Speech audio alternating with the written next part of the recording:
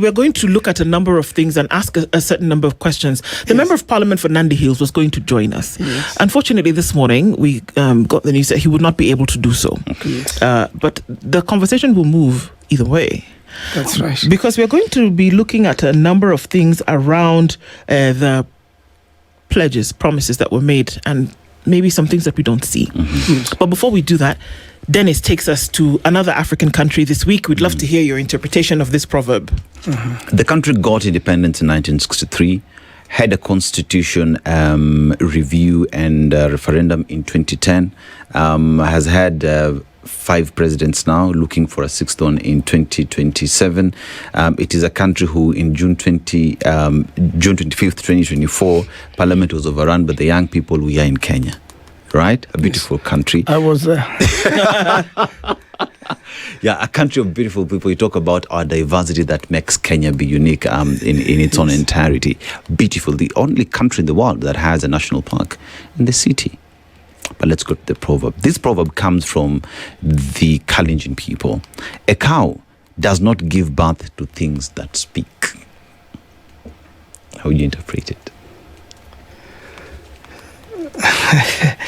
You know, a cow is a silent animal. Mm-hmm. So in the first place, it means, you know, like, for example, you cannot expect water from a rock. Mm-hmm. There is what you expect, you know, from somebody. So such that these are the fruits, you know, of, the product of somebody's works, you know, what you expect. When somebody works hard, you expect a reward. Mm-hmm. When you don't work hard, you don't expect anything. Mm-hmm. And that you expect things to be at normal. Yeah. That nothing strange will happen. Such that if the sun must rise from the east, then it will set in the west. Yes. And therefore, I think it encourages that you don't expect, you know, what is not naturally expected from anything. So you must expect the natural course of things. And the natural, you know, the way the nature works. Yeah. So that we will not expect the sun to rise from the west and set in the east. Therefore, if somebody has a bad character, don't expect something good out of it. On the money. On the money. Kabisa. Okay, so we're looking at a number of things, a year to the conclusion of the term of the current administration. And a number of promises were made by the president. And it's actually has a slogan now in 6 months' time, because it's actually said that a number of things were going to happen in 6 months. Yesterday we looked at that. But, you know, we want to start in your county, Makueni County. Yes. Thwake Dam and Umar Dam. Yes, Umar Dam is in Kitui. Yeah, Umar is in Kitui. We're looking at now Kambani, but now we'll start with Thwake in Makueni. It was to be completed January, February, March, April, May. May comes after April. It was to be completed in May 2026. Yes. Umar was to be completed for Kitui in May 2026. Is it? No. I remember the last time the president came to Makueni, he said that it will be completed in May, by May. In fact, he was saying end of April. April has come and it's gone. I've been following up with the story of Thwake Dam because I know it for a long time. It was started by President Kibaki when His Excellency Kalonzo Musyoka was his vice president. And Uhuru Kenyatta did the groundbreaking and worked on it seriously before he left. He really wanted to open up the dam, but the engineers said, you know, certain things must happen, curing and things like that. But I can assure you, as a resident of that area, that's really like my village. It's not far from my home, and I've grown up there. I know when the river goes dry, after some time that river goes dry, you can't have water. that river. And the people of Makueni, Kitui, Machakos, and to a large extent Kajiado will benefit from that dam. And the biggest need in Ukambani is water. The people of Ukambani are very hardworking. If they have water, you have irrigation systems, you have pipes, there will be the next, food basket of this country. They are very hardworking. And even at times when you have better rains, like we are very blessed as a country. God has given us reliable rains in the last 3 years, generally in the country, and in Makueni, where sometimes we go for 5 or 6 years without rains. So they've been working hard, and the farms have some food now, those who worked hard. And therefore, the dam did not happen. Since Ruto came to power, nothing has happened in that dam. When you say nothing has happened, this pen, I can move this pen from here, and I can put it here. Something has happened. Let me be fair. Let me say very nothing, little. okay. Let me say very little. This is what happened. The dam was, when President Uhuru left or retired, the dam was at 96%. Okay. It is still at 96%. There was an engineering housing program which was going on. Where it was left, very little has happened. There was the report is that the slab has been curing. The dam now, it's a rock fill. So it was, you put rocks across the river, a lot of rocks, hard rocks, and then you made a slab, just slanting on the rocks. That's the science with using. So they said that has been curing. For how long? But cement cannot cure for 3 years. Yeah, Cement cannot cure for 3 years. I'm sure by now water should have covered, and in fact the engineers should counter-check before water comes to that dam, because we don't want a situation where we have an accident or the dam breaks, because that will mean a lot of disaster downstream to a lot of people, because this goes all the way to Malindi. This river is what later on becomes Galana. So we really need to get back to this dam and get it completed, let the water fill up. I am aware, because I've been following up with the Minister of Finance, and I have managed to meet the Permanent Secretary once in a while. So let me ask.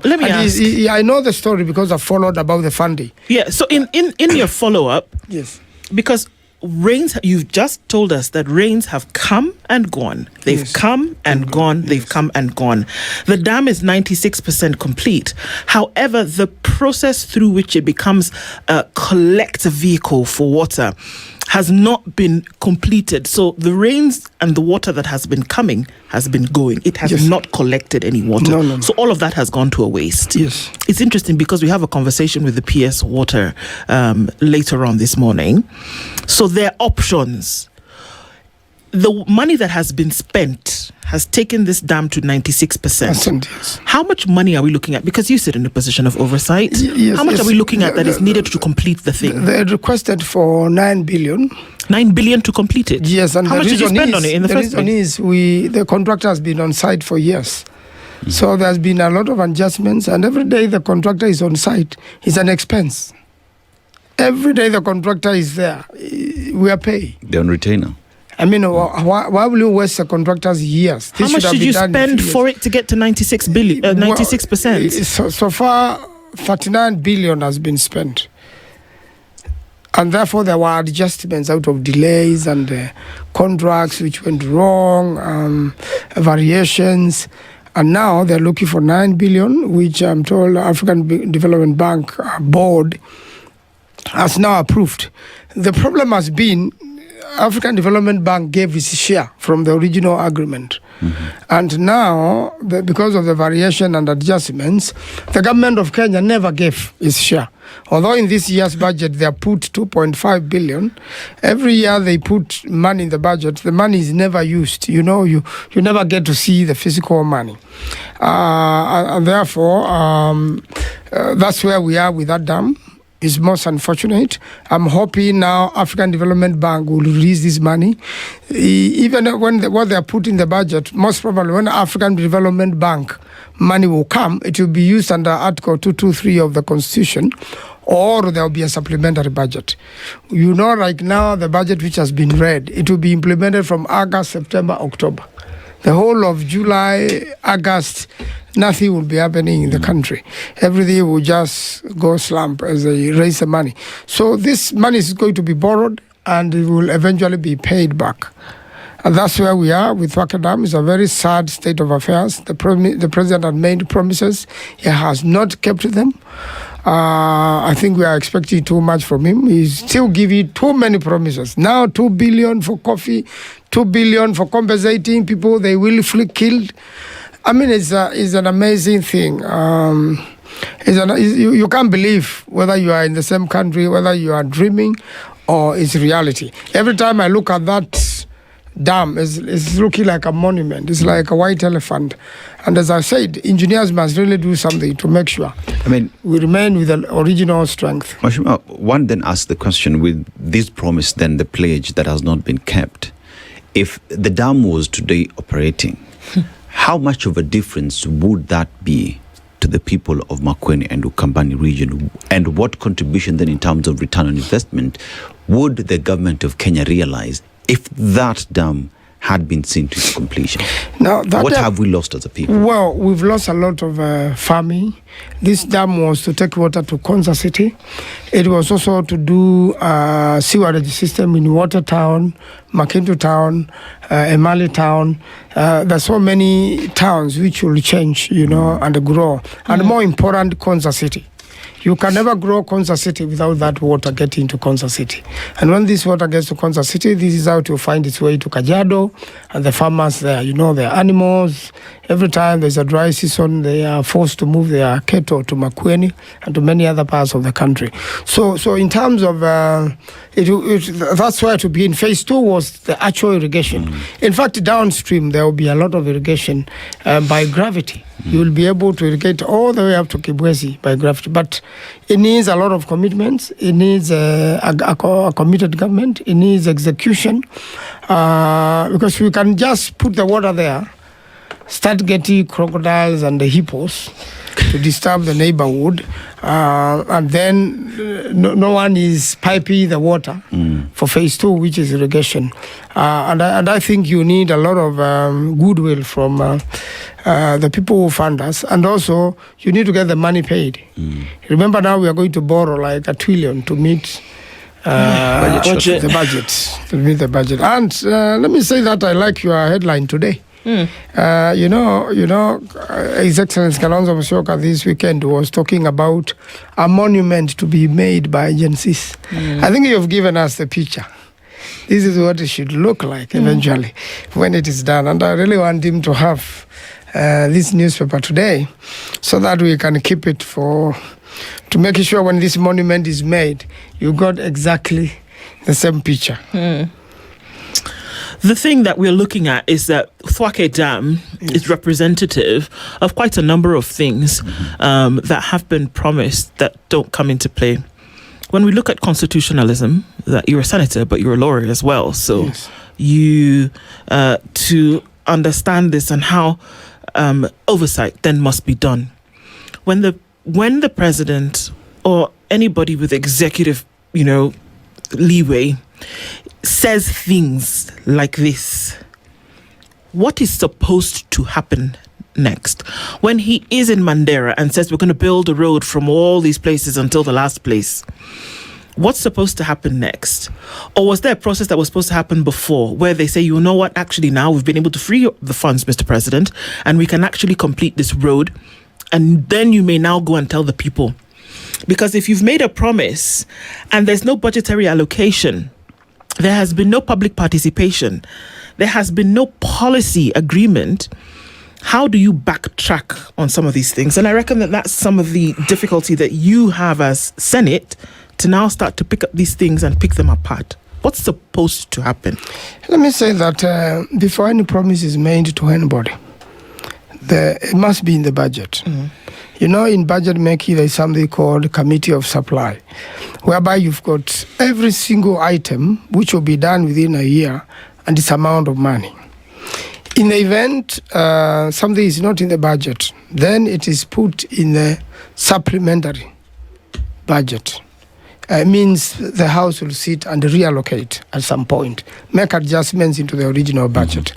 Unfortunately, throughout his tenure, President William Ruto has made promises a lot of times not in the budget, a lot of time not kept. The first one is the Thwake Dam, because I personally followed it up, challenged him when he came to water, and he publicly announced by May, Yes. we'll have started this dam.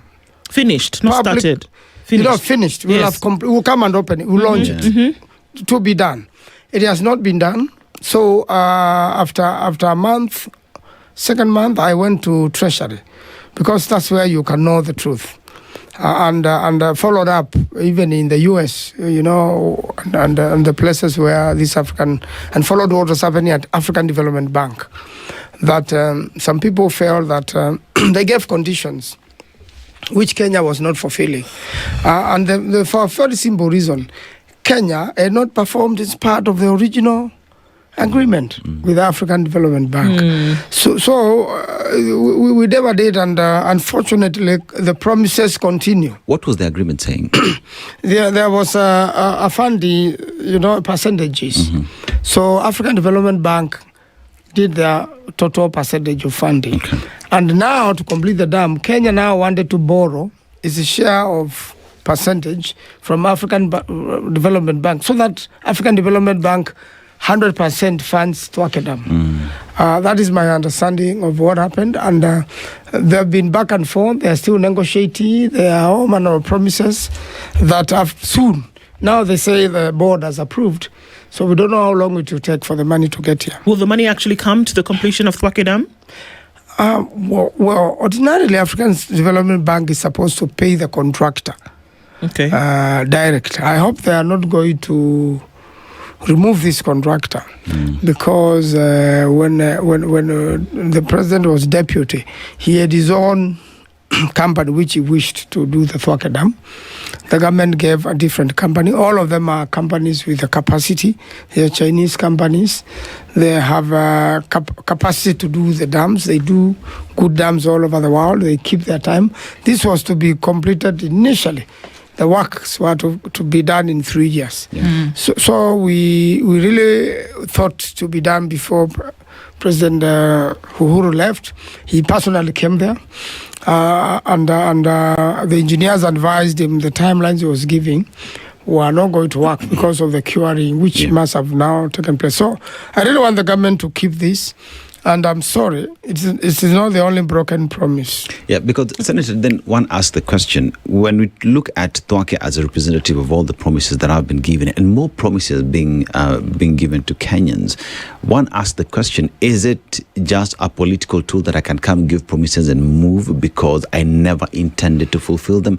And how then do Kenyans demand that promises be kept, that if you do not keep them, you walk out? Because we just read a story from Britain where the promises that were given by one Keir Starmer are the reason why today he is resigning. He's resigned. And that's why Kenyans wished that William Ruto resigned a long time ago. He has not kept a single promise. The latest promise is the 2 billion for coffee.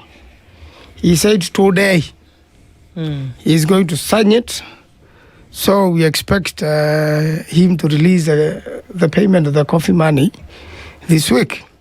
The other day, you remember them promising to pay the Gen Zs by end of last week. I can assure you up to today, no single compensation has been done. Yet they have Kenya National Human Rights Commission, and they have an illegal secretariat headed by Professor Makau Mutua, an unconstitutional secretariat, claiming that they are following up some judgment in Kerugoya, which they have not followed to the letter. So Kenyans are yet to see more. Let's hold the president accountable with the compensation for the Gen Zs, and I'm hoping they are not going to kill more this week so that they promise to compensate. These 2 billion which is being used to compensate people who should never have been killed in the first place, would have been used for development. Probably would have been used to complete Thwake Dam. I don't believe Thwake Dam needs 10 billion to complete. It needs much less money. It's only that some of the works have been expanded, and there is an allegation that there is a lot of stealing in terms of expanding the contract. There are some matters pending in court whereby whatever the valuation, the quantities have been changed unnecessarily. In fact, when one matter which I went to court, I was challenging the court to visit Thwake Dam to see what is being costed as 2 billion. It was something which you will not spend $500 million, 500 million to do. Yeah. And I challenged the court, but the court declined to come on site, because you will see there were reasons given. The rock became harder. Before Thwake Dam was started, there was drilling and scientific reports that the sort of rock in Makueni is known. So there is no rock which became harder. There's just a way of stealing from the project. And unfortunately, that is what has happened. And I hope the government will be serious and complete this project. If it cannot complete Thwake Dam and Umar, which it has also promised, I don't think President Ruto will ever complete any project, including these roads. Even there was the Americans were already long time ago to fund and work on the dual carriage from Mombasa to Nairobi. Instead, the Chinese are now working on dual carriage towards Naivasha and towards the western part of Kenya. I have no problem with that. I believe the two should have been done because Kenyans have suffered enough. And I have been to that road where they are working on. And when you go there a month later, you can see it's the same small effort being made. At least something is seen to be happening. And I hope it's going to be done for real. All that I think, in my opinion, President Ruto wants is to make very many promises, make Kenyans have expectation, get re-elected, and never complete, any of these things. I will not be surprised. Thwake Dam may take quite a while before it is completed. The folks who operate in societal circles, especially around money and the economy, tell us about budgeted corruption, planned corruption, that you can come up with a project in order to have some of that money diverted. Again, I'm going to come back to US Senate, that you see the flows of this money. The Auditor General sends her reports in as much as making them public, also to oversight bodies. You see this money, or in this case, lack of it. How then, from an accountability point of view, do we keep folks accountable? Beyond the vote, which everybody tells Kenyans that you must go and vote and then vote for integrity, this thing where the Auditor General comes and says, look at this money, actually, or in this case, look where this money is supposed to be and it is not. How do you deal with that once and for all? Because the question is, who's going to have actual bite and not just bark when it comes to monies that have been gone? Because how do we know that 39 billion shillings, all of it, went to Thwake and still did not complete? Do we need to look at how much the Grand Renaissance Dam, for example, in Addis Ababa, or rather in Ethiopia, has cost? Do we need to make comparisons between a Grand Renaissance Dam that is feeding nations, not counties, how much it cost? It took them 14 years to do it, but we're talking about one that goes the length and breadth of the Nile. So when this money goes and the Auditor General says, hey guys, it's now up to you, Parliament, to figure out what's going on, who takes up that responsibility for accountability? I want to say that it is true there are many projects which have been used to loot. There are a few cases which have gone on. I'll give you an example. There's a road which links, Konza City and Machakos Town. Yes. That road was done just a few years ago. Today it is rebuilt with the portals. There's a road which was done in the 70s from Mombasa Road to a place called Nunguni in Kilungu. That road is still intact, 30, 40 years later. But a road which was done 5 years ago doesn't exist. You can't drive more than 20 kilometers per hour And, sorry, excuse me, I think when the editor makes reports on these roads and the evaluation and what was used, and if you use the same kilometer and you go to Burkina Faso, and this information we presented on the floor of the House, you'll find there's a big difference on how much a kilometer of tarmac costs in Kenya and how much it costs in a comparative African country where corruption is not being advanced and where they're checking on it seriously. Even look at the growth of Rwanda, Uganda. The economy seems to be growing faster than our economy. And therefore, when these reports are made by the Auditor General, then ESCC, Parliament, makes a report. Yep. That ESCC to investigate or DCI to investigate. So what do those two organizations do? The investigators make a report. In fact, somebody is charged. But when it goes to, like what you saw yesterday, some cases be withdrawn, then there's no evidence. There's no expert evidence to sustain a conviction. Even if a judge was to try that person, they'll end up releasing them because the investigative bodies, they work when they want. I'm telling you, if ESCC wants to prosecute you and jail you, it will do so for such a road. Whoever did that road and whoever engineers were involved should be in jail. Have stolen from Kenyans. But that will not happen till the day they want to. If the DCI wants to prosecute somebody for murder and get a conviction, they can do so. But there are so many murder. You'll see good examples.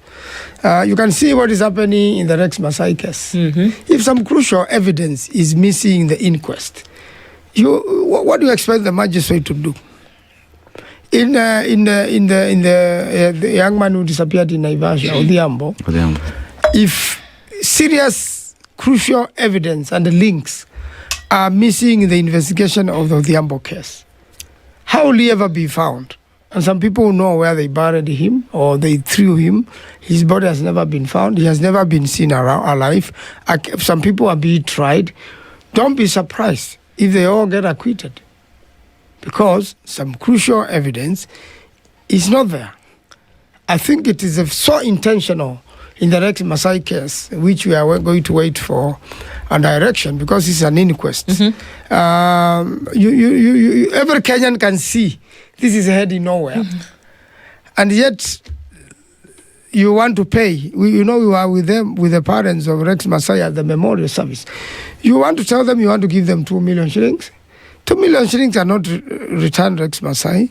2 million shillings cannot compensate. In fact, under quantum of damages cases, a person the likes of and the age of Rex Masai will not be compensated less than 6 million Kenyan shillings. So you can see the government is doing a quarter of what would ordinarily happen. So there is a big problem in terms of how we are prosecuting our cases, how that sector and the wing of the investigative side is holding Kenya at ransom in so many things. And you can never find justice. Yeah, Senator, you speak of lack of goodwill pretty much in delivering all this because you would look at, we will compensate, we will not give justice, right?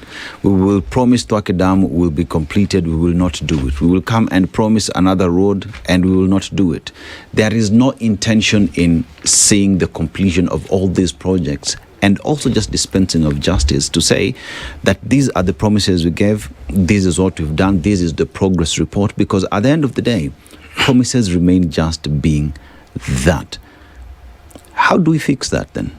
Both as Wananchi and even as leadership members of Parliament and Senate. The best way to fix that means a weak government. The best way to fix that is through the election.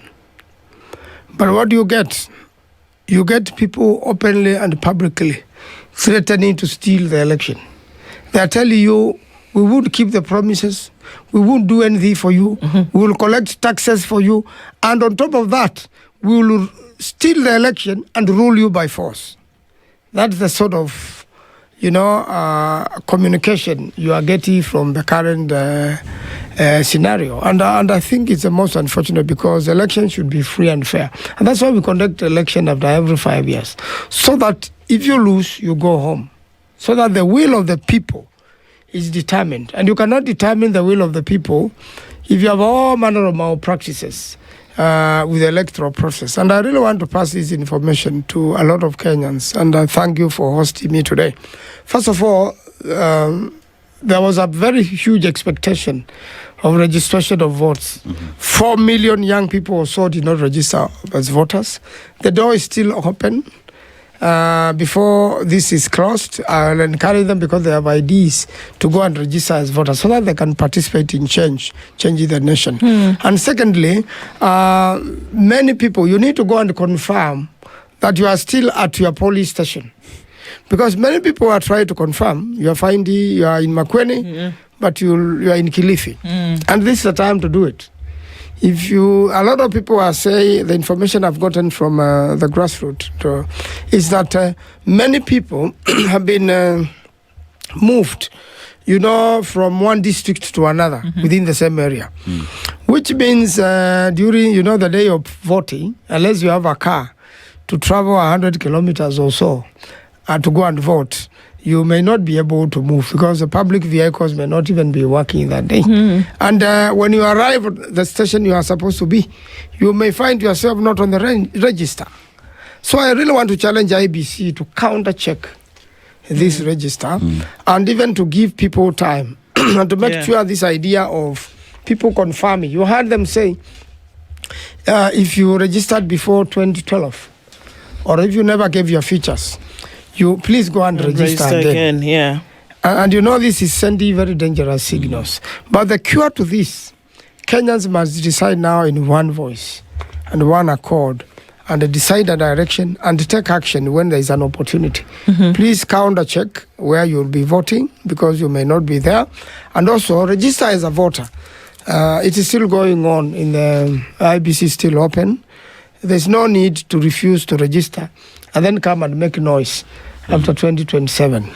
We should live with what we wanted to live with. Just like the proverb, if you don't register, don't expect to vote.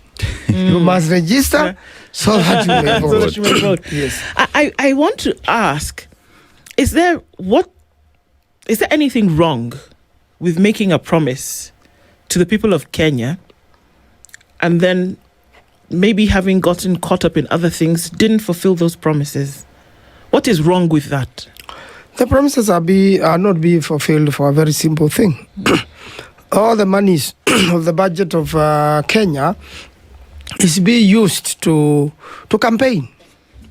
That's why the president is all over the world, is all over the place, is all over around the country. You don't need to go to central Kenya to send the money for coffee. Don't go and make a promise. Pay up. And the people of central Kenya will be very happy. Every coffee growing person will be very happy that the debts have been paid. Because these are debts. And actually we are paying stolen money. If there was accountability, you will not be going through. And the biggest problem in the country is accountability. That's why, and the investigative system. I want to say that when you present courts with facts, the courts will rule in your favor. If you give sufficient evidence, the courts will convict. I've seen a story today where somebody defiled a child, was sentenced in absence for 30 years, and no one has ever bothered to arrest that person and bring them to justice. I am very sure the police in Kenya are equipped enough to get that fellow from whatever part of the world he is. He's hiding. And I've seen many cases like this, especially murder cases, where the suspects disappear, you arrest the wrong people, you prosecute the wrong people, and the real killers are still around. And you try to push it with the investigative system and you are frustrated. It's similarly, with what is happening in many things. In this case of the killings and the Gen Zs and the 2 billion, it is not about the money. We want the killers facing justice. They are known. There are videos. If a few people had been arrested and charged, then you may want to accept the money. Yes. Because, the killer of Rex Masai is in jail for life. Then you can accept the money. Senator. But if the killer will never be arrested, they are the same people planning to kill on Thursday. Not even that now. The government has gone on to hire goons to replace the police. I mean, a church was raided by people who are known by face. The attack of the senator in Kisumu. Then the minister in charge of interior says, I have information these people have escaped to a neighboring country. We have enough networks to get that person where they've gone in the neighboring country. They are living with. They are communicating with. They are still communicating at home. So you can reach them. It is easier to return Mother Karua from Tanzania and from Uganda than to go and bring a killer from Uganda. Wow. I mean, it's a frustrating situation, and that's why we are telling Kenyans, don't just sit there. Do something, because it touches on all of us. When there are mandamanos, business suffer everywhere. You don't go to work, and I really want to say, if we had we can have peaceful demonstrations in Kenya. Yeah. But it is the police who provoke Kenyans now to arm themselves with stones, to block roads, and to do all manner of things, because we've been treated badly. I can assure you, when the Gen Zs came to streets, the doctors, the lawyers, they meant well. And they would have done their demonstration and gone home. But did Parliament listen? No. Did the President William Ruto listen? No. Till Parliament was overrun. Then he said, sorry, some people have misadvised me.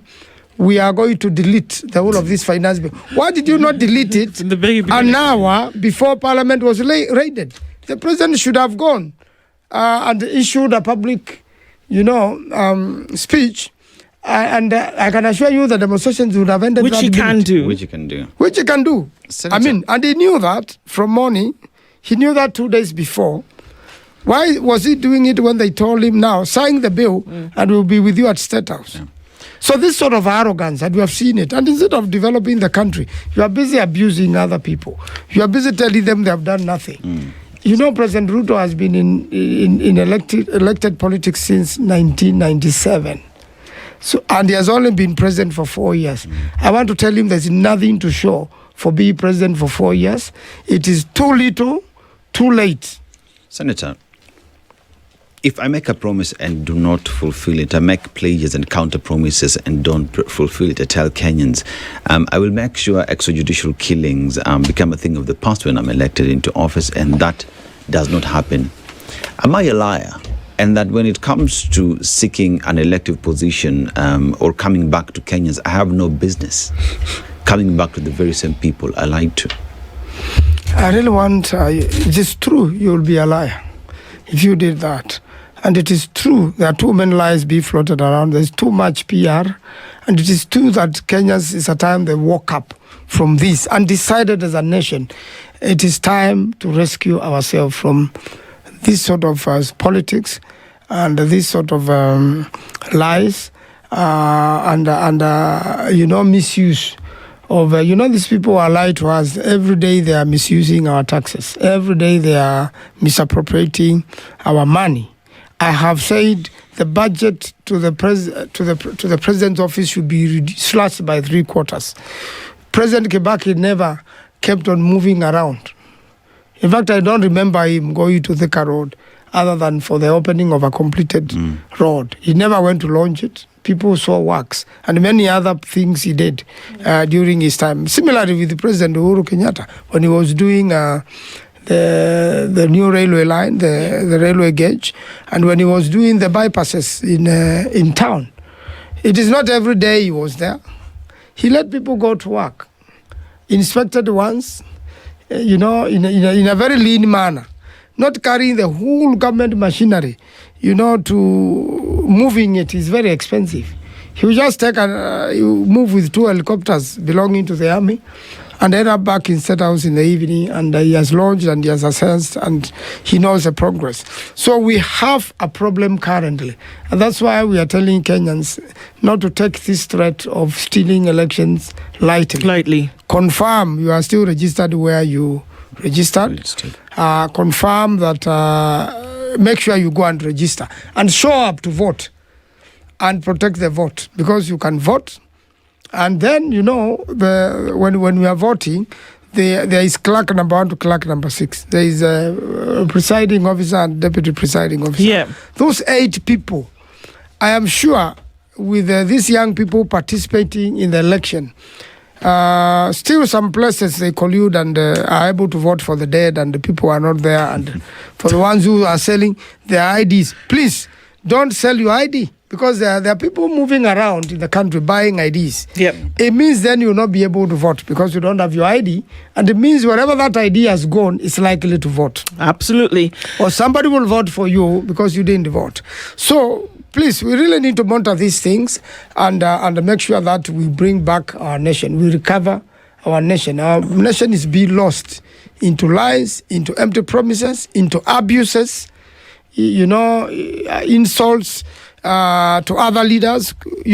When you tell a leader has no brain, and let me pick an example. Matiang'i was my lecturer at the University of Nairobi. He had a PhD. He was lecturing and teaching students. And let me tell you, he's not your normal lecturer. Matiang'i will teach you, and you never forgot the lesson he taught you. Are you telling me that person has no brain?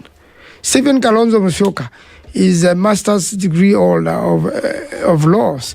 Are you telling me that person, all the years he has worked as foreign affairs minister and been trusted all over the world, brought peace in Sudan and Somalia? When you have no peace in your neighborhood, you are in trouble. Indeed. Are you telling me that person has no brain? When Moi appointed him and Kibaki appointed him as minister for foreign affairs, you're telling me that person, even Rigathi Gachagua is a political scientist. Those are the questions. Are you telling me that person has no brain? And we end that this morning with a question from Dan Maanzo, Senator, Makueni County. Those are the questions that he's asking this morning. But the gospel, according to you, definitely is that protect your vote as you go to the ballot, because that's what's going to change all of this discussion that we've talked about today. Yes. Thank you very much for joining us this morning. He's Senator representing Makueni, the people of Makueni County, Dan Maanzo. Good morning. This is the Situation Room, the only way to start your day.